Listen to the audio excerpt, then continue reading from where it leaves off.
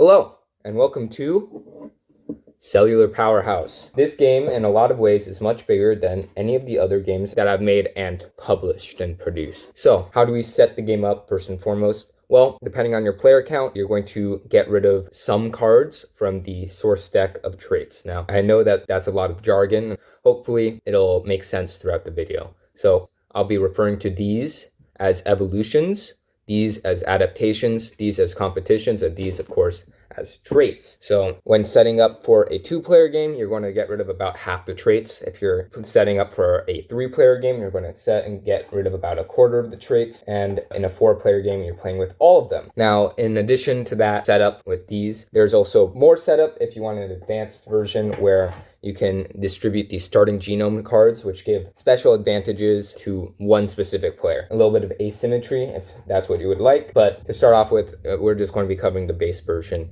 in this tutorial. Again, with the setup, you're going to want to separate these decks into what are called source decks. This is where you'll be drawing your gene pool from. Again, I'll cover what that means. You're going to give each player one evolution each. And the last thing you're going to do is you're going to set up the amount of dice in the center. So per player, you're going to have 1 red die, 3 green die, and 2 black die. And for a 2-player game, this is what that would look like. You have 2 blacks for each, so that's 4, 1 red for each, that's 2, and then 3 green for each, that's 6. And regardless of player count, always going to have 1 yellow 12-sided die. So that's it for setup. Again, if you want to play with advanced rules, you can also put in the advanced genome cards. So after setup, you're going to go into your first round. So this game is split into 3 rounds. First thing you're going to do in the round is you are going to create the gene pool. Now, the gene pool is made up of these various adaptations and evolutions and traits.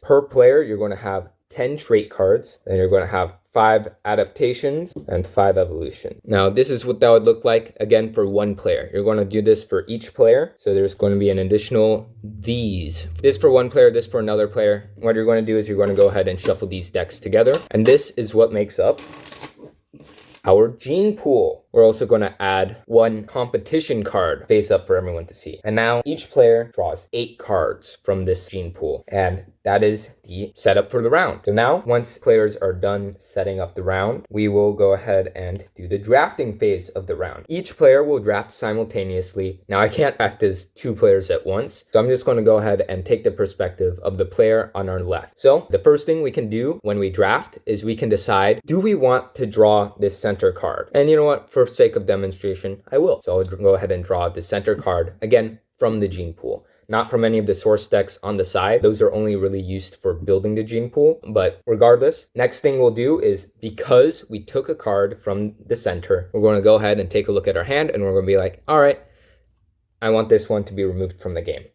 So if you decide to draw a card, then you must remove a card from a game. It doesn't matter which card you remove, you just must remove a card from the game. And each player does this simultaneously. So let's pretend the person on our right here decided not to draw and remove a card from the game. Next thing you do, this one is mandatory if possible, is you will pick a card from your hand.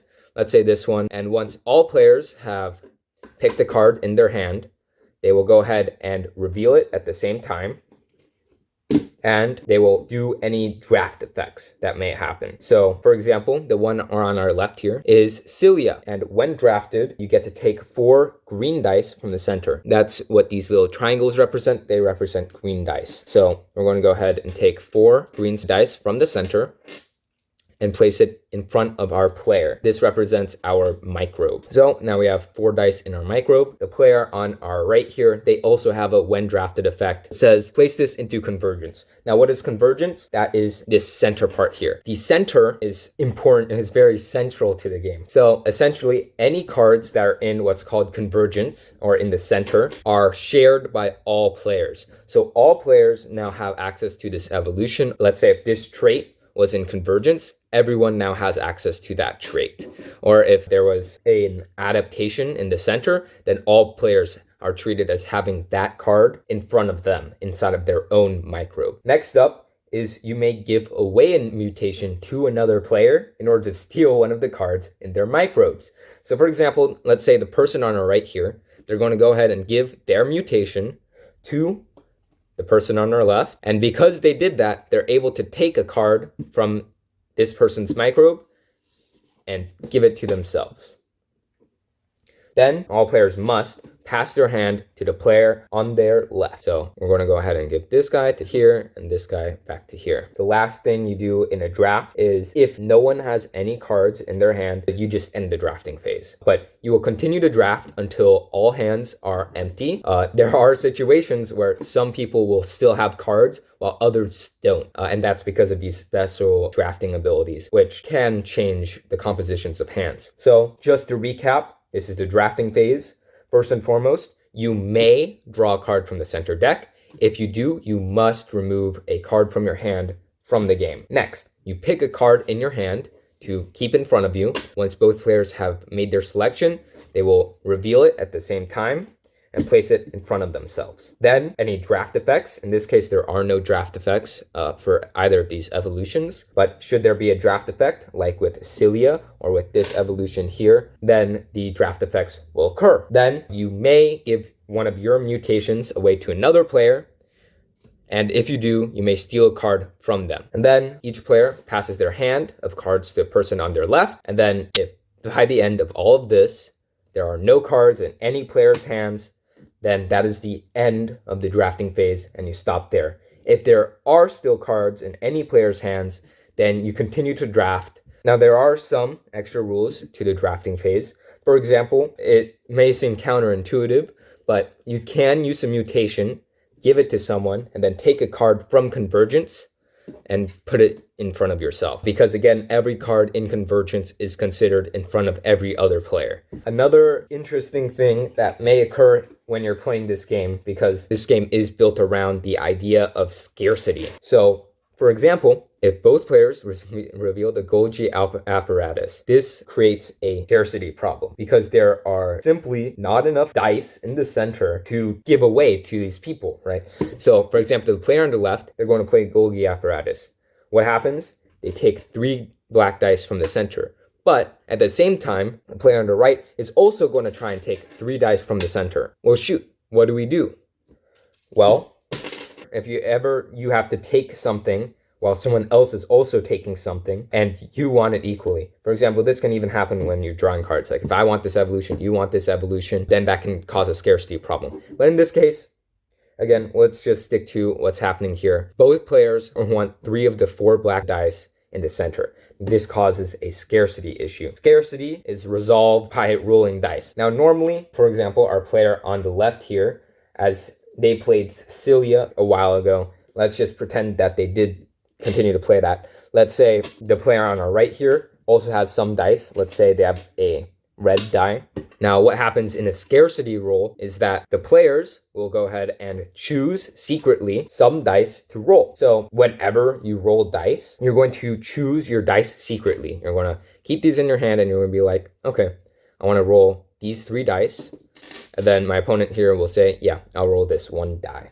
And then at the same time, again, without knowing necessarily what your opponent decides to roll, they could roll nothing. Regardless of what they decide to roll, you're going to roll at the same time and bam, whoever has the higher number wins. So if the player has 2 3s and a 1, that makes 7. And our player on the right here, much easier to see, they have a 2. So that means that the player on our left who rolled higher wins the scarcity roll. All of these rolled dice go back into the center, and because our player on the left here won the scarcity, they get the 3 black dice first, and then the player on our right here gets the scraps. Now, what if there's a scenario where, as was first set up by this, neither player has any dice to roll for the scarcity? Well, they're just going to take one 8-sided die from wherever. Let's say there was a third player, doesn't matter, they can take it from them.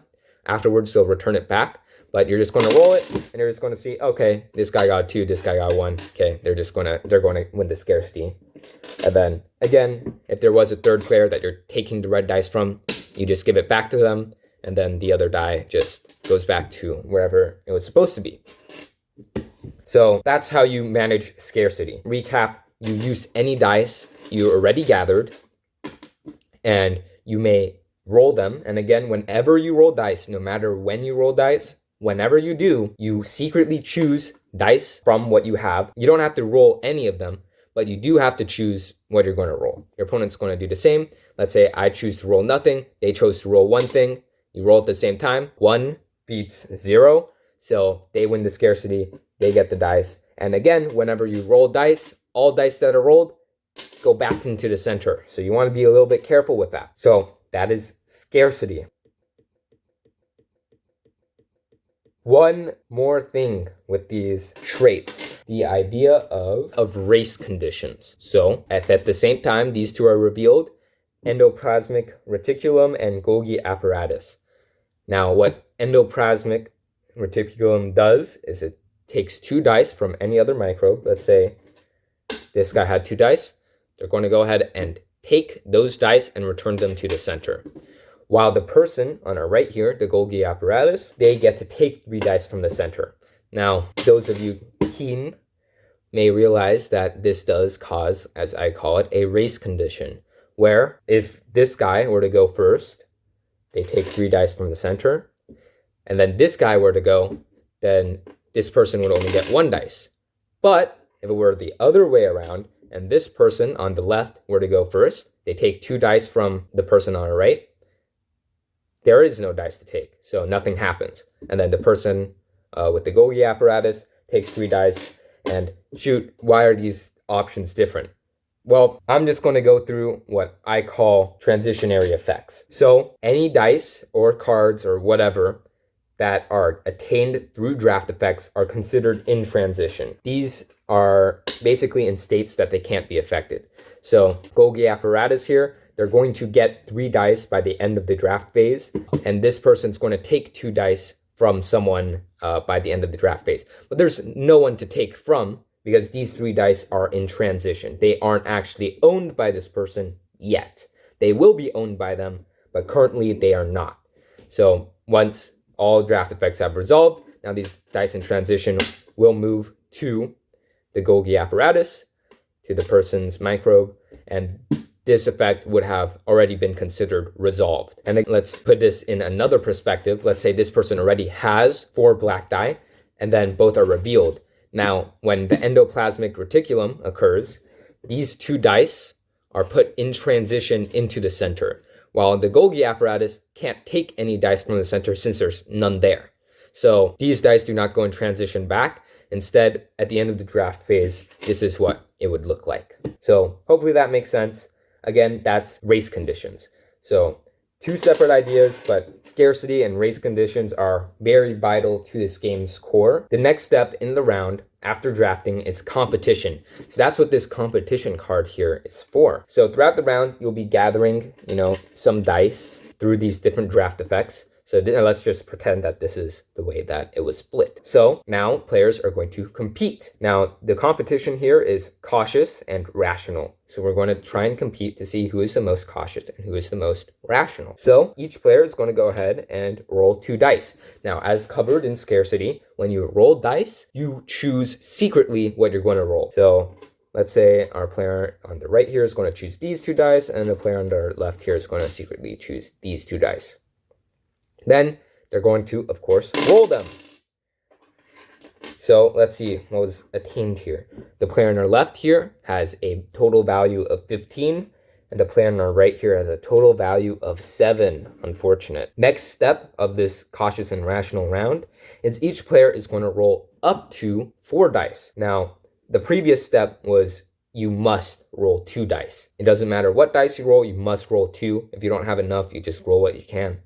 But this step is up to 4 dice, meaning you could even roll no dice. So let's go ahead and see what our players pick here. And all right, both players have picked their options, and the player on the right has completely given up, and the player on our left here decided to roll 2 more dice. And then the last step of the round, number 3, whoever has the highest total value among their rolled dice wins. And that, without a doubt, is the player on our left here, who has a total of 19. And the player on our right here has 7, so they lose. Now, again, whenever you roll dice, all rolled dice goes back to the center. They are lost to you. But it might be worth it because competitions are very competitive. Why? Because any remaining cards in the gene pool, including our competition itself, All these cards are awarded to whoever wins the dice roll. Each of these cards are awarded face down, and what that means is at the end of the game is each one of these is worth 1 nutrients. It doesn't give you anything, like the traits don't contribute their symbol, like, this isn't going to contribute its defensive trait, this isn't going to contribute its sensory trait, this isn't contributing its recessive trait, but it is contributing at the end of the game 1 nutrients. And as you can tell, that's a lot. So that is a huge point swing. So winning these competitions is very vital to, winning the game. Now, the last thing you will do in a round before you start the new round is you will resolve any adaptations that are in front of you or perhaps in the center. So some adaptations have a passive effect, like symbiosis and refinement here. These give you special abilities when you're drafting. So when you're drafting, you have these special effects that will continuously occur. But most adaptations are going to instead be something like average, nimble, or aware. And what these do is based on what traits you have, you will get a special bonus. For example, awareness here, if you have the most sensory traits, you will get to hunt 3 times. Now, what hunting is you take 1 trait from the source deck. Again, that's outside of the gene pool, that's outside of what players have in front of them. You'll take 1 trait from the gene pool and you'll put it face down in front of you. Again, that's good because each one of these face down cards are going to be worth 1 nutrients at the end of the game.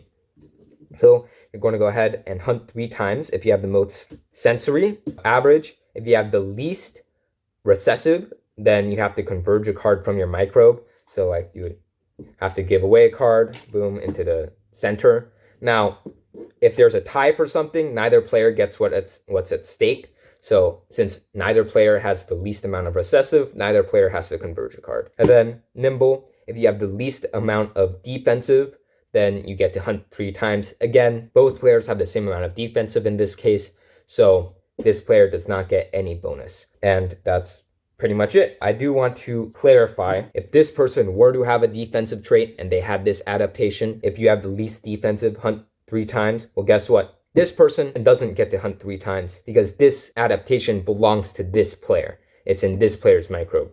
So this person doesn't get to reap the benefits of this person's thing. Now, it's different if this was put in convergence. Again, if it's put in convergence, then all players are treated as having that card. So now the player on our left here does actually have the least defensive, and because it's in convergence, they get to hunt 3 times, giving them some more nutrients for the end of the game. And another layer to this is that cards in convergence, including traits, are treated as owned by everyone, meaning that the person on our left here who has the awareness, if you have the most sensory traits, then you get to hunt 3 times. Well, guess what? All 3 sensory traits are in the center, meaning they don't have a majority because everyone has 3 sensory traits. Therefore, this person doesn't get to hunt at all. So there's a lot of different dynamics at play here. Now, the last thing you're going to do in a round is start a new one. You will have 3 rounds throughout the game, but again, you just start a round by setting up the gene pool, and then everyone will keep whatever cards were in front of them. So generally, you'll have some cards from drafting, and then you'll, of course, if you've won the competition, have a bunch of other cards, and then you'll have more cards because you hunted some nutrients. And also throughout the game, again, you're collecting these dice. These dice stay in front of you. And then a new round begins. You set up a new gene pool with new cards, and then you shuffle this together and you create the new gene pool, and you go again with a new competition as well. So you do another round, and then once you're done with the 3rd round, the game will end. So at the end of the game, what's going to happen is you're going to count up your nutrients in order to see who's won. So again, each of your face down cards in front of you are going to be worth 1 nutrients.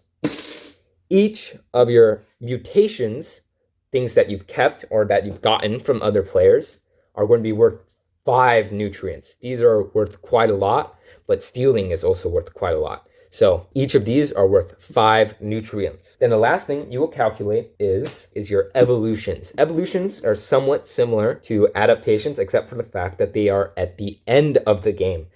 And what these will do is give you bonuses. For example, well-rounded here, if you have the most traits, and that's specifically face-up traits, not face-down, but if you have the most traits in front of you, then you get 3 nutrients. Or Apex Predator, for every other player who has less defense than you have offense, then you gain 6 nutrients. So if you were playing a 4-player game and the other 3 players have less defense than you have offense, and again, those are traits, offensive and defensive traits. If you have more offensive than they have defensive, then this could net you up to 18 nutrients. And the person on our right here, they also have their own evolutions and of course their own unique set of traits. For example, growing intricacy, for every 2 defensive you have and 1 sensory trait you have, you gain 5 nutrients. So if you had 4 defensive and 3 sensory, then you would get 5 nutrients plus 5 nutrients. You would get 10 nutrients total. Because again, that's 4 defensive, 3 sensory. What that translates to is 2 defensive, 1 sensory, plus 2 defensive, 1 sensory, and then 1 extra remaining sensory left over. So that is worth a total of 10 nutrients. And this other one here, if you have the most dominant traits, then you will gain 10 nutrients. So if you just have the most dominant traits, then congrats, you have it. And that's how you calculate the score at the end of the game. Now, what happens if there's a tie? If 2 people have the same score at the end of the game? Well, guess what? As with all things in this game, you resolve it with a scarcity roll. All players decide to roll their dice, and since it's the end of the game, you're going to be rolling all your dice. And whoever has the higher roll wins. And in this case, 10 versus a solid 12. The person on our right here would win, assuming that they tied, right? So again, with all things, gotta love the scarcity rule. So I know this is a lot to take in. There's a lot of different concepts in this game, and it does actually move well once you understand the game, as with most games. Once you get it, you get it. But let me go ahead and go through this entire thing one last time. One last recap to try and get everything cemented in your head. First of all, setup. Based on how many people there are, you have a certain amount of dice, you have a certain amount of traits in your source decks. Pretty simple.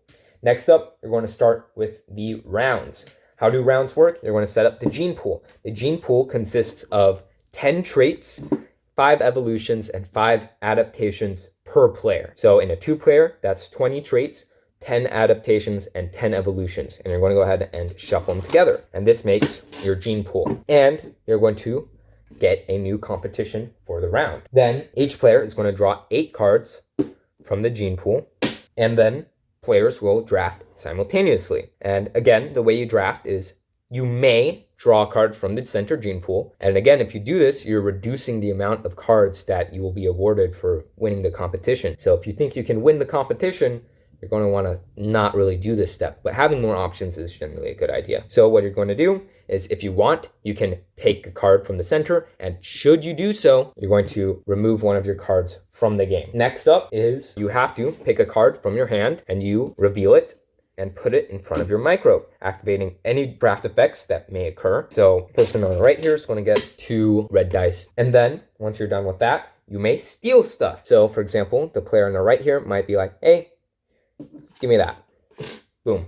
Pretty simple. You can use 1 mutation per draft. Then you're going to go ahead and pass your hands to each other, to the person on your left. And then you're going to keep doing this until your entire hand is empty. Then once that is done, you will begin the competition. And based on what dice you have in front of you, you will compete for this competition. You roll them, you see who wins. Any dice that are rolled go into the center. And the competition is won. All cards in the gene pool and the competition get put face down inside of your microbe. And then each player gets to score based off of what adaptations they have in front of them.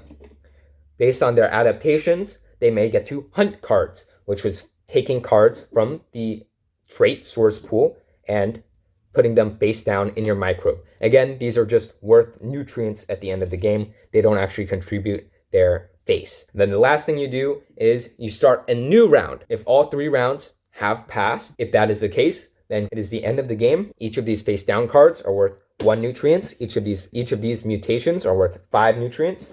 And each of these evolutions will get to score you some extra nutrients based on if you completed specific conditions. And that's how to play. Thanks for watching.